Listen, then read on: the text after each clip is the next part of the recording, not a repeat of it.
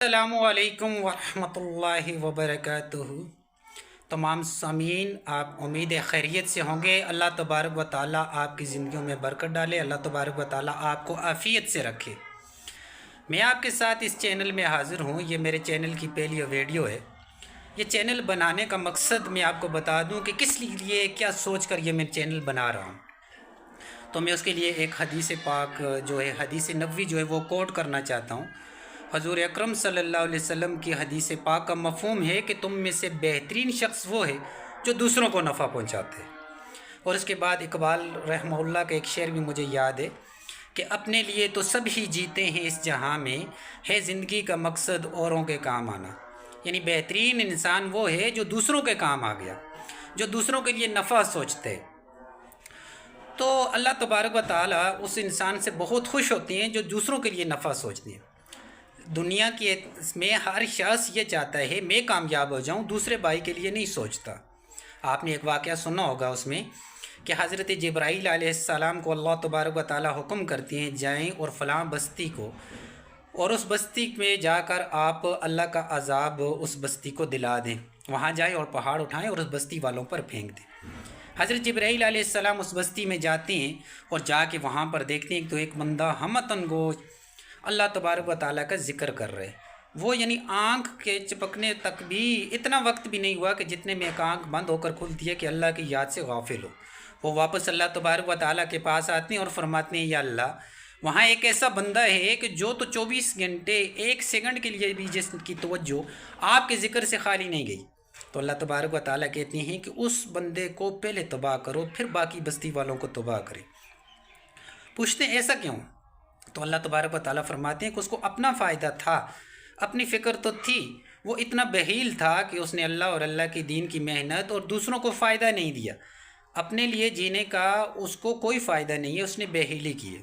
تو بہترین شخص وہ ہے جو دوسروں کے لیے فائدہ سوچے۔ اس چینل کا مقصد یہ ہے کہ کیسے ہم تعلیم میں کامیاب ہو جائیں۔ جتنے بھی طالب علم ہیں جنہیں آج تعلیم کی ضرورت ہے، اور جتنے بھی لوگ ہیں تعلیم کے ساتھ ان کو تربیت کی، اور ہر بندہ اس وقت مشکلات کے اندر پھنسا ہوا ہے۔ ہم نے یہ سوچنا ہے کہ ہمارے بھائی کیسے ان مصیبتوں سے، ان تکلیفوں سے کیسے بچیں گے اور آزاد ہوں گے، اور ایک اچھی بہترین سی زندگی، پیاری سی زندگی، خوشی کی زندگی گزاریں گے۔ طالب علموں کے لیے بہت امپورٹنٹ ہے۔ طالب علم آگے پیپر دیں گے، اپنے پیپروں کو کیسا دینا ہے، اپنی تعلیم کیسی کرنی ہے، تعلیمی نظام کو کس طرح مینیج کرنا ہے۔ چونکہ ہماری تعلیمی نظام کو ہم دیکھیں تو ہماری تعلیمی نظام کے اندر کافی خامیاں ہیں۔ ان خامیوں میں سے کیسے ہم نے نکلنا ہے، کیسے آگے جانا ہے، کیسے ہم نے اپنی تعلیم کو بہتر کرنا ہے، کیسے ہم نے SLOs بیس ایجوکیشن کو اپنانا ہے، کیسے ہم سکلفل بنیں گے۔ میں اکثر طالب علموں سے یہ بات کیا کرتا ہوں کہ 3 قسم کے لوگ انتہائی کامیاب ہیں۔ ایک تو یہ ہیں کہ وہ جو بائی برتھ میں کہتا ہوں بلینئر ہے، تو ان کو کسی محنت کی، کسی چیز کی ضرورت نہیں کرنی، ان کے اچھے بزنس ہیں، اچھے سیٹ اپ ہیں۔ ایسے لوگوں کو تو کسی چیز، کسی کام کی ضرورت ہے ہی نہیں۔ اور کچھ لوگ ایسے ہیں کہ جو مڈل کلاس فیملی کے لوگ ہیں، ان کے لیے یہ ہے کہ وہ لوگ کوئی اچھے سے سکل سیکھ لیں، اپنے بچوں کو تعلیم کے ساتھ سکلز سکھائیں، کیونکہ وہ سکلفل ہوں گے۔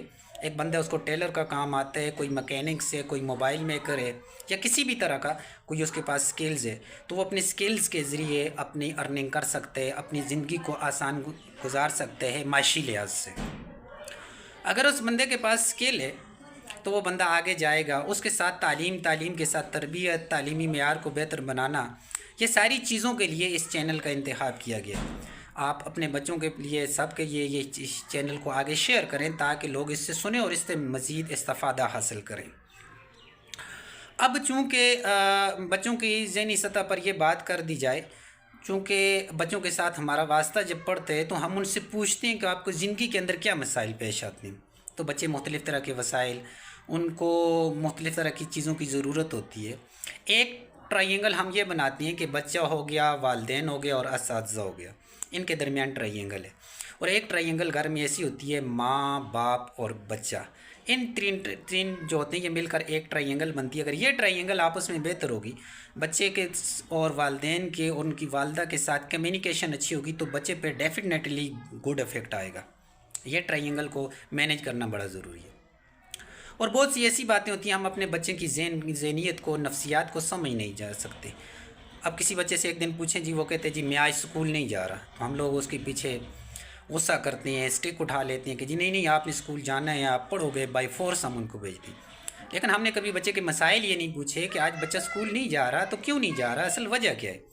مین چیز یہ ہے کہ ہم اس وجہ کو ڈھونڈیں، سرچ آؤٹ کریں، آیا بچے کو کیا مسائل ہیں، کیا مشکلات ہیں۔